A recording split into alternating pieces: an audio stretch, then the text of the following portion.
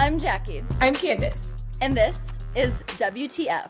Grab your coffee, wine, water bottle, emotional support snack, no judgment. And let's get into it. Yay, we're back. Hi. We're Hi. We're both wearing color today, too. There must be like a full moon, Mercury retrograde, something in the water for us to both wear color. It's like gloomy out here. It's overcasty, so maybe I felt like I needed to not wear my typical uniform.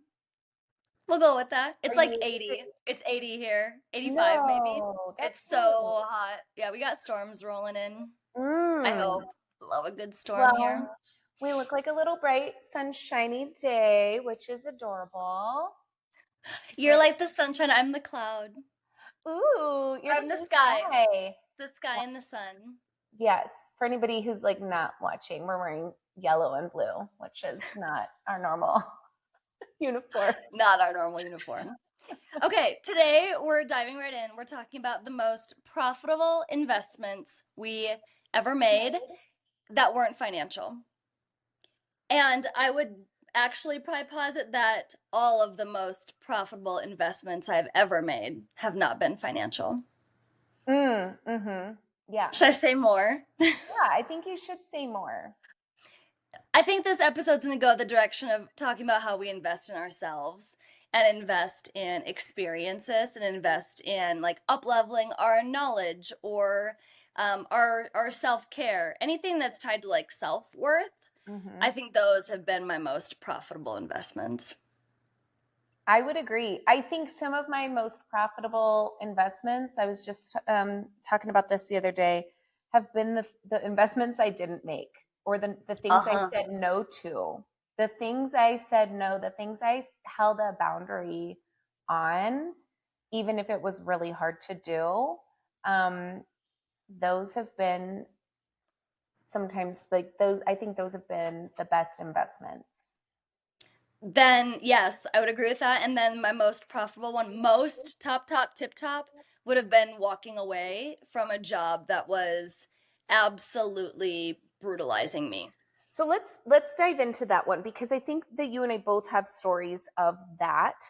So I want to talk through that, because that I'm seeing more and more of my friends, people I'm close to, who are either saying no to jobs that would just be absolutely killers, or stepping away, taking significantly less money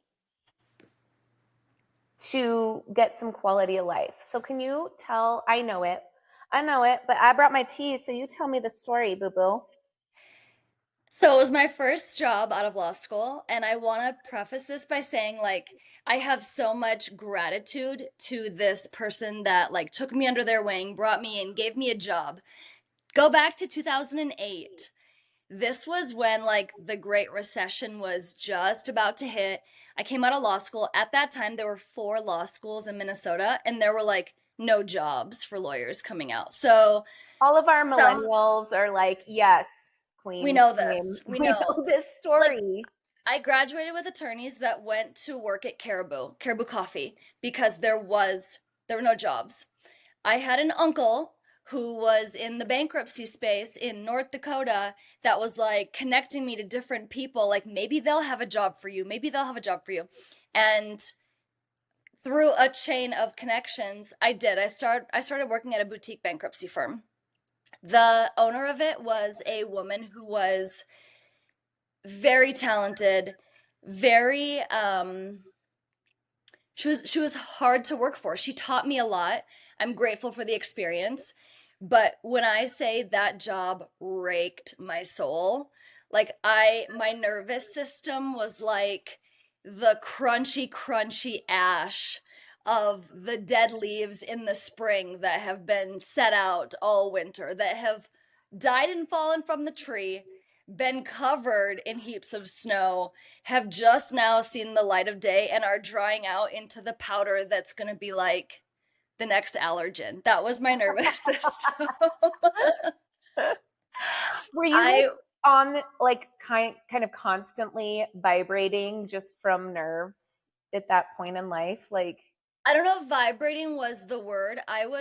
If you could describe a permanent crash out, I was mm, on permanent crash out. I was sick all the time. I was nervous and anxious and like unsettled all of the time. I actually turned my ringer off of my phone. No vibration, no light, no sound. Like this device has not made a noise since 2010 because I yeah. couldn't. Everything was just like panic. So my dear friend, her father actually saw what it was doing to me. And I want to add, my own dad is very much like, um, just hang in there, right? Like, great. I was taught great work ethic. Like, ride it out, hang in there, keep going, you can do it. And I love that attitude. But my friend's dad was like, no, like, you're being so abused. You're not okay. We're getting you out of there. And so he was instrumental in helping me. I didn't have the confidence. I didn't Mm, have a shred of like, I'm okay, I'm safe. I can go quit this job. I didn't even have that. So it took him being like, I'm going to wrap around you with a plan. I'm going to tell you a time, like a day and time. He called my office and he goes, go have the conversation that we put together, the plan, go tell her what the plan, whatever. He like step by step walked me through it. And in that moment, yeah, I was a shaky, like blacked out. I walked into no her office memory. and I was like, um, it, whatever he had like coached me to say, I was like, Okay." I don't know. I blacked out. But somehow I said like I'm quitting. Yeah, you're not still there. Can you imagine what that does to your body when you, I know what it does to my body when I'm in that like constant mode of panic and waiting and the alerts and just your heart sinks every time your phone goes off, Mhm. and what that probably does to your actual physical self, also your of course your spirit, but like your physical body is just absolutely going through it. Well, we've had this conversation like disease is dis-ease in the body.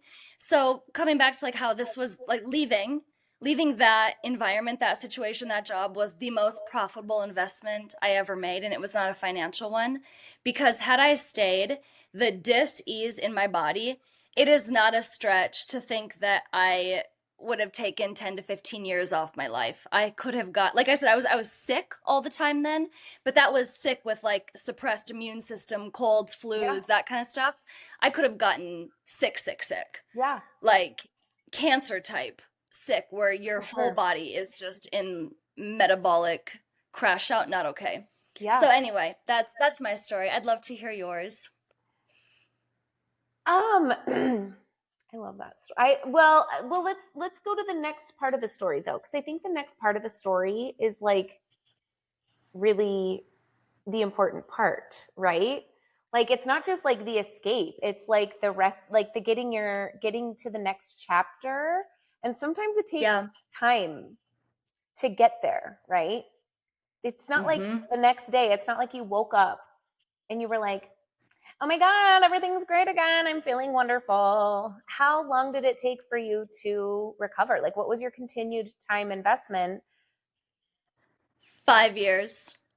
5 years. And I can answer that definitively because I know when I left, I know how much yoga and energy work and Reiki clearing and like you name it, I was doing it to cope at that time. I know how many different modalities I had to leverage to get back to like a neutral baseline of I'm okay. And I remember it was then 2018. It was like January in 2018. Mm-hmm. And I remember saying, I like my life. Like I'm good. I'm so happy right now. Yeah. And then it was in March of 2018 that I was like open and the universe dropped this fantastic opportunity in my lap out of the middle of nowhere. That's, yeah. Hey. Hey. Um, she's talking about me. Right. Yeah, yeah, yeah. I know. For those where it's not clear, that's when I met Candace. And P.S., your 9-year-old daughter, I when I first met you, know. Steve was holding her like a little nugget, and she was so tiny, her legs stuck straight out like a little Cabbage Patch Little doll. football. That was I my know. first time meeting her. Mm-hmm. Yeah, just like a little lump of person. I know now she's told me she's a preteen. I've been informed 9 is when you become a preteen. Oh, I she fact wasn't at 8? She No, wasn't 9 to preteen at 8? 12 is preteen. I had to fact check it. So yes, I now have a preteen. Um, so what were the things, like, obviously somebody else looking out for you and almost like Mm-hmm. giving you that like external kind of permission sometimes to like prioritize yourself, that helps. What were the things holding you back from just being able to say, I need to do this for myself? That's a great question. That's such a huge question. I think it goes to self-worth and what we allow ourselves, what we deny ourselves, what we think we're deserving of, right? I think you and I were both raised like you gotta earn it.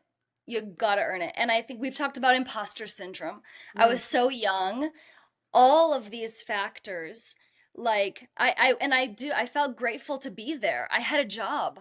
I was learning so much. This woman did, she fast tracked my career. She was so incredible for so many reasons, and yet I was in such a dark space. I was not okay, but I didn't have the self-confidence, the self-worth. um I didn't, I thought I deserved it. You know what I mean? Like all of the bad that came with the good. I wanted the good, and so I thought I deserved all of the bad, and didn't think I deserved anything different. did you have, and I'm not trying to put this on you, I'm saying like I could see this being a thought too. Did you have a feeling of like guilt, almost like everybody else was fighting to get these very few jobs? I have this great job. I need to just suck it up and Mm-hmm. stick it, because I feel like that's such a big thing we're kind of sold, right? 100%. And that narrative was very much an actual narrative out of the mouth of this person that I was working for. Like, you are so lucky. We are so lucky. If you don't have me, like, we're in trouble. Yeah. Yeah. So, what would you say to yourself? And I'm saying this because somebody listening is like in this right now. And I know that because I literally have a family member who was in this like a year ago and had to make a really hard decision. There was nothing anybody could say to her. She had to get through that herself and make that decision herself. But what would you say to yourself, like going back, like we're talking like Ghost of Christmas Past style, and giving yourself a little future Jackie wisdom to your old self? The wiring, the model from youth, like you're gonna work hard, you've got great work ethic, hang in there, all of that can remain in place and be true. And nothing in any category, in any dimension, on any level, in any time space continuum, nothing is worth like depleting. And I'm going like this because that's really like the energetic vibe of it, like taking your nervous system down to nothing. Because it is the like baseline self-respect and baseline like whatever else I'm capable of, I deserve to just treat me like I care about me. And showing up and doing what I'm doing is not that. I'm actively, through my actions, I'm actively telling myself like I don't care about you. Let alone I Mm-hmm. don't love you. I don't give a shit about you. I'm here to destroy you is the message I was Yeah. giving myself. And that's not like, please, no, please. Knowing that you deserve peace, knowing you deserve happiness, those are really just like powerful feelings. And I think when you're in the thick of it, it's actually hard to believe it, right? Yeah. Knowing that you can be good to yourself without apologizing. You don't Yeah. have to struggle through this like self-abuse to prove any point. You don't deserve that. Um, I was lucky that I had someone step in, and basically that was someone that I respected very, very much. And so I didn't have my own self-worth to say, no, I'm done. But I Mm-hmm. respected somebody that said, you have more, you're worth more than this. Yeah. And not about money, but about treatment, about energetic treatment. Did you have to take a financial hit to make that choice for yourself? Yeah, that was my Yeah. only income. Yep. Yeah. And I was so fortunate enough that I had people around me that could help me take that hit and step in. And I Mhm. recognized that not everyone has that. Yeah. Um, if I didn't have support around me, I literally would have been an incomeless young person with expenses. Yeah. So I would have, yeah, I would have had to scramble really quick, or maybe made a different plan with that person, like lined up alternative income before I made that jump. I was very fortunate about that, But the or for that. financial shift was temporary. Hmm. Obviously, these all these years later, like not the same situation that you were in when you left. And so it's almost like I think sometimes maybe what's stopping us is that I'm already in pain. I don't want to add on the pain of financial stress too, Hmm. because I can't even visualize the long term goal of peace and happiness and self care and love and um, like shifting that mindset to recognize like maybe a plan does need to be put in place, but it's and the reason I say this is because we actually have a stat on that. 73% of women who made a major life pivot, career change, relocation, leaving a big relationship, reported higher financial confidence within 2 years. And yes, and women who take career sabbaticals return to 18% higher earnings within 3 years versus those who stayed in burnout roles. So it is, you are making a sacrifice of potentially 2 to 3 years, you know, Hmm.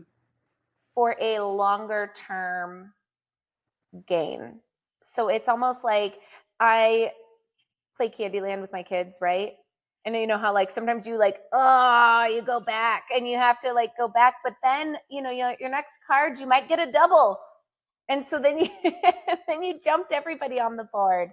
Um, and I feel like that's kind of what those things feel like sometimes when we've taken those steps back. And it feels like we're Hmm. just piling on, like, oh God, I really don't know that I can take on more. But then next thing you know, you're in the exact right situation. There's this school of thought, and it's actually like a framework. It's called spiral dynamics. And it's something that like you can apply it back to like our cavemen days. This goes it's oldest time. There it is, spiral dynamics. Yes, that's the book. And the theory is that we're always evolving, right? Like the spiral goes up, but it can look like you're moving backwards, like retrograde, right? Yes. It can look when you're on this part of the spiral moving this way, it can look like you're moving backwards, but you're actually still, it's like expansion and contraction. You're still moving up.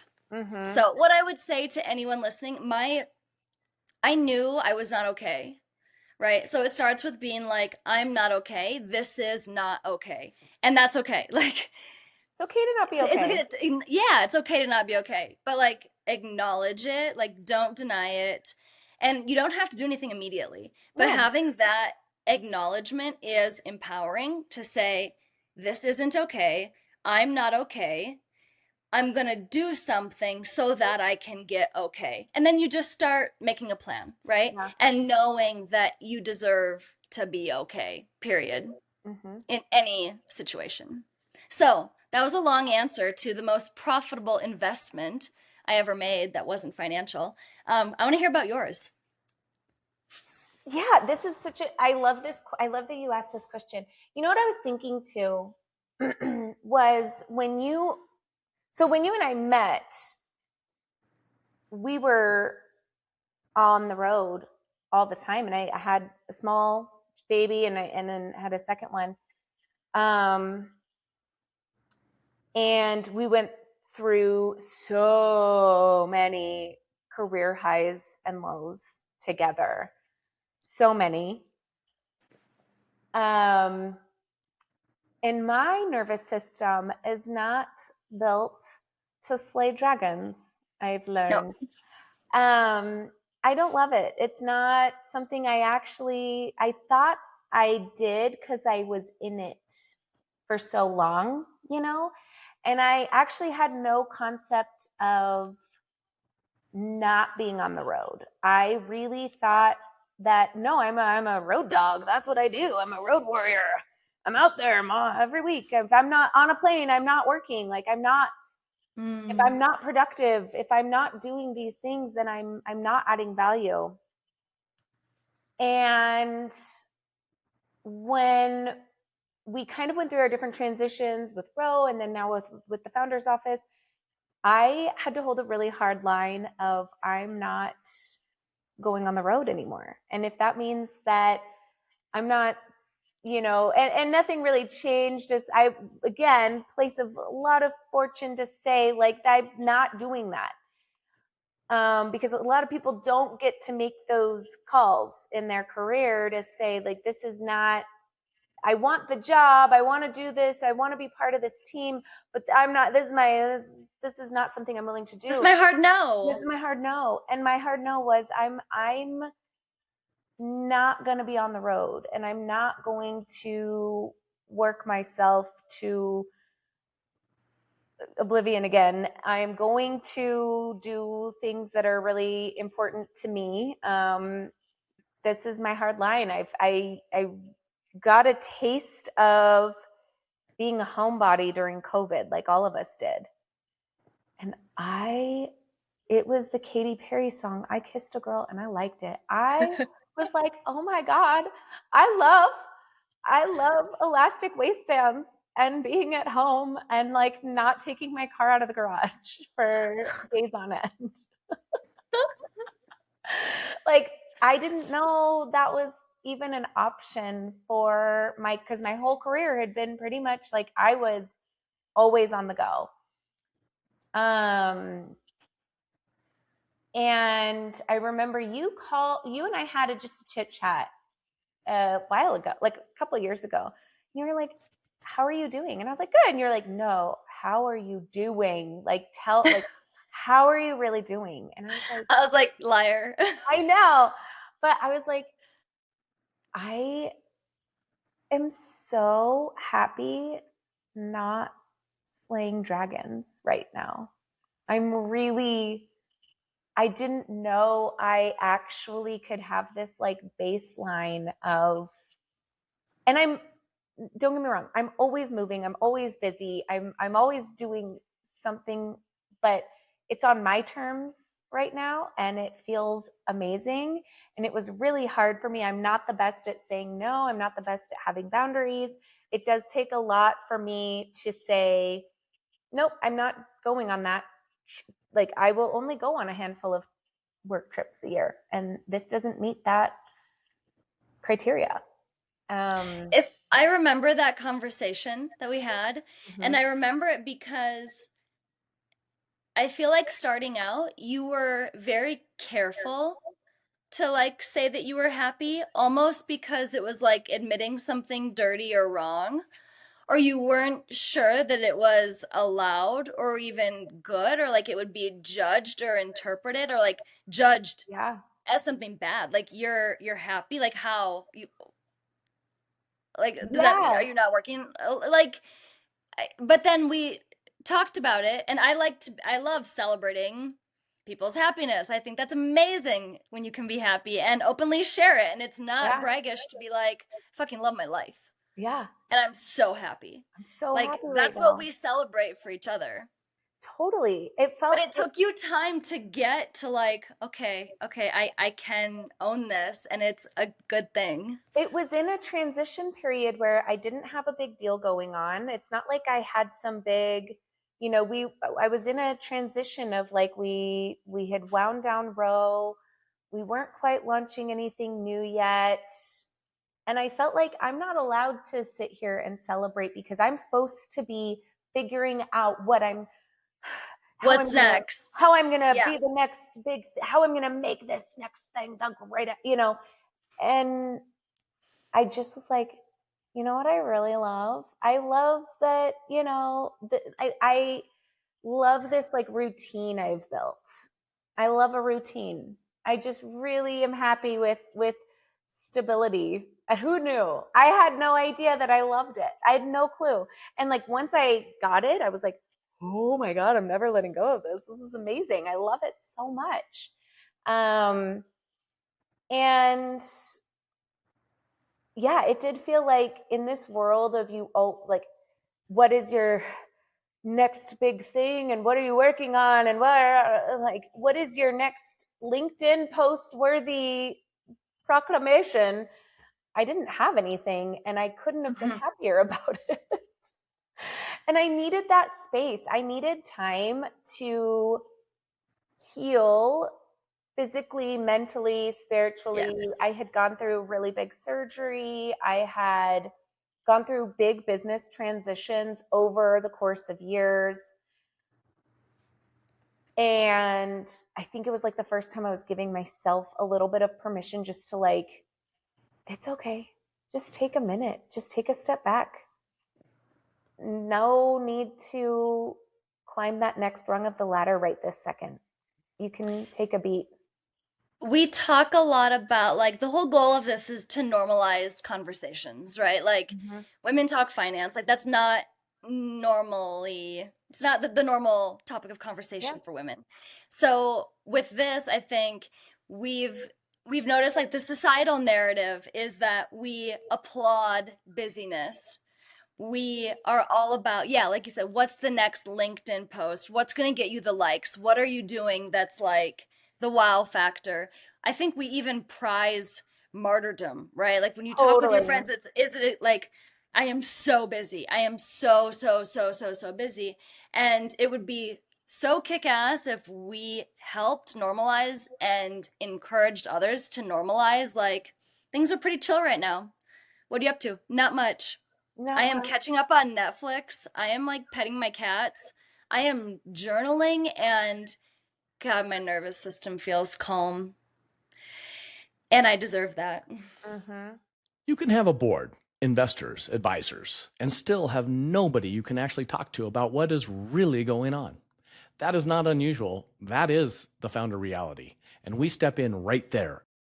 I'm Tom Powell, and at the Founders Office, we're proud to sponsor Women Talk Finance. Gardening. I told you, I'm really leaning into those old lady crafts. Gardening, I need some crocheting. photos. Yeah. Yes, I know. I need to send you a picture of my solarium. Uh-huh. Little homestead action here. Um, hopefully, you know what? I ate a whole salad that was from my garden, and it felt, Ingredients, need them. yeah, What's it felt. okay. I had the What were the greens? I had spinach, I had Caesar lettuce, Octavian tomatoes. I've got chives and green onions going. You have Um, cukes? Do you have Not cukes or yet. peppers? Not Okay. pepper. Yeah, they're starting. Peppers. They're Okay. working on it. Green They're beans are on their going. way. They're working on it. That's Um, amazing. Strawberries are they're getting there. But boy, you would have thought that I had just closed some massive deal. The level of like joy and pride I was able to take in something like that.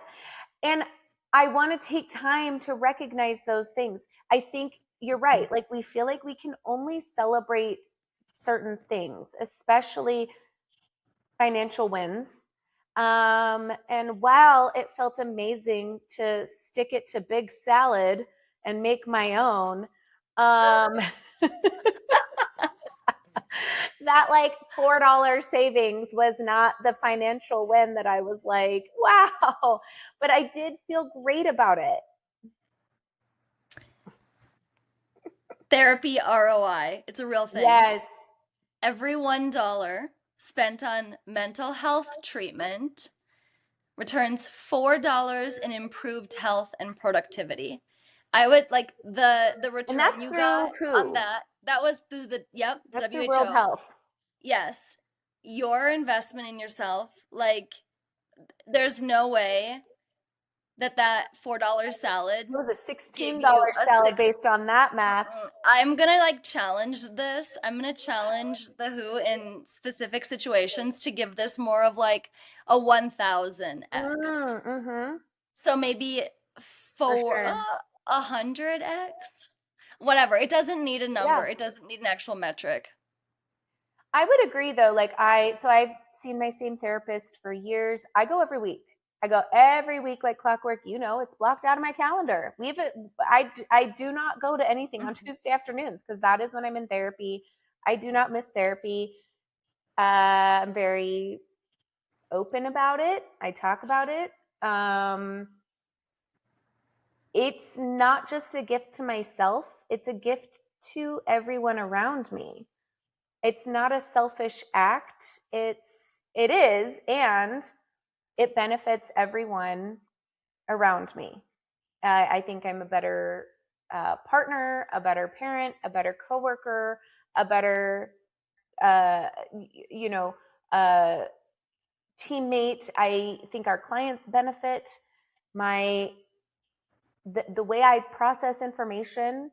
And there's weeks where I don't have a lot to talk about, but it's the consistency. Mhm. Girlfriend found out she loved a routine, and I really do, and that really helped me.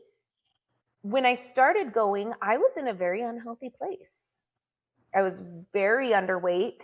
My nervous system was in just complete disruption, and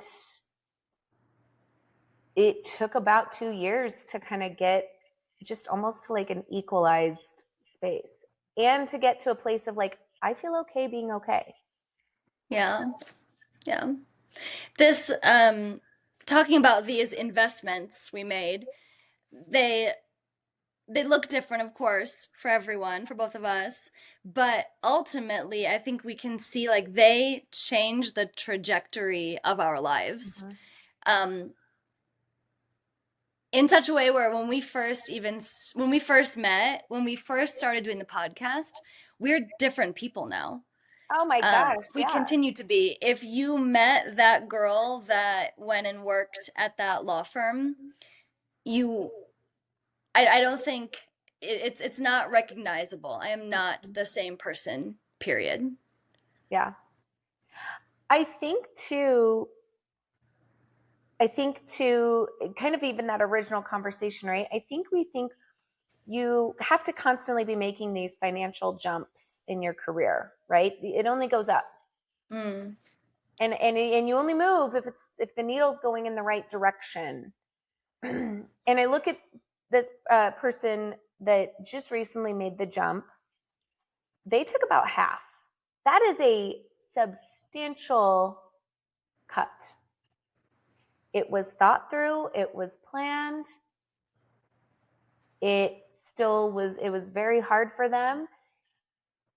And it took so much of that. They had to have enough confidence in a pretty broken space to Mm. say, I can do this. And it was a pretty big pivot. I will tell you externally, going back to like the benefits of self-care and prioritizing those things, externally, I'm watching this person. They're happy. The things I hear from them and the tone, when you're talking to somebody and you're like, every kind of layer, there's like this undercurrent to it. Their undercurrent is now lighter, which just tells you their Mm. brain waves are so much like they're so much happier. They're so much lighter. They're making half what they were making. They are happier. They look healthier, much healthier. And ironically enough, in 2 to 3 years, there's actually a potential for them to grow substantially in this role, and get back to where they were. It's that, but they get this 2 to 3 years to heal themselves. And just seeing it from an external perspective, having gone through it, lived through that, and knowing like that process, that yucky part, seeing it in somebody else and seeing how much they're thriving by making that choice, as hard as that choice was, it's really, really great actually to see. And I love that we celebrate each other. Again, normalize the conversation and then celebrate it when you can spot it in someone else. Let's close out by redefining ROI. Instead of return on investment, it's really like a return on your identity. Who do you want to be as a person? How do you want to show up? How do you want to move through life? You can move through in this state of constriction with erect nervous system, but what's the trade-off? You don't have to, and you certainly don't deserve that, no matter what, period. So there's investments, small investments in yourself you can make that are non-financial. They're free. They're decision-based. They're setting boundaries. They're making different choices. They are free. And they're just investments in who you are and how you move through the world. Saying no is sometimes the best thing you can do. Saying no. Saying no for yourself. I wish I had like a little, like, like a number one that you put up like a baseball game. I just wish I had like, no. No. Or and my little champion, like no cupcake or something. Cordially uninvite yourself. It doesn't sound like anything I want to be a part of. It's funny. We have a work trip. I have a work trip coming up in June, and I remember texting you and being like, "Are you going to that?" And you were so kind. You're like, "No, I have different plans." But you should have been like, "Don't even ask me again. You know better." No, like I'm not doing travel. Of course, I would not be going to that. Of course, I would. Oh God, it was ridiculous that I asked. When your nervous system's at a baseline, I didn't actually recognize how toxic some of those those networking or like social trips were for me. I did not know. And then now when I go to those, they take me weeks to recover. Recover because I'm so out of it. I'm like, oh my God, I was doing this much damage to my body, to myself for years. And I did have to take a step back, and I did have to take a hit to do that. And I could not be happier that I did that every day. Yay. I celebrate you. I go to those events and I peace out when I feel like it. To protect my own energy. Yeah. You do. You're actually so good about like, all right, I'm going to my room to not talk to anybody and take a 3-hour tub. So bye. Bye. Pleasantly, warmly. Bye. What best regard? Warmly.